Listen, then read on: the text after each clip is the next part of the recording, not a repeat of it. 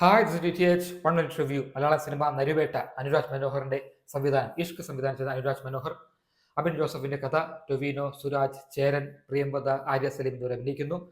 ടൊവിനോയുടെ ചുറ്റുമുള്ള ആക്ടേഴ്സ് വളരെ ഗംഭീര പ്രകടനമാണെങ്കിലും ടൊവിനോ ഡിസപ്പോയിന്റിംഗ് ആയിരുന്നു. ടൊവിനോയ്ക്ക് ഒരു രീതിയിലും ആ ക്യാരക്ടറുമായിട്ട് ചേർന്ന് പോകാൻ പറ്റാത്ത രീതിയിൽ തോന്നി. ഒരു രീതിയിലും ക്യാരക്ടറിന് നീതി പുലർത്താത്ത കണക്കും തോന്നി. തീവണ്ടി എന്ന സിനിമ ക്യാരക്ടറുമായിട്ട് ഉള്ള ഒരു ഹാങ് ഓവറും തോന്നി.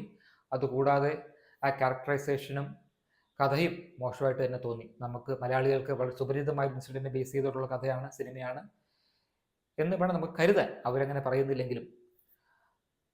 എന്തായാലും സിനിമയുടെ അവസാന ഭാഗം ഒക്കെ വളരെ മെലോഡ്രമാറ്റിക് ആയിട്ടും too much on the face ആയിട്ടും തോന്നി.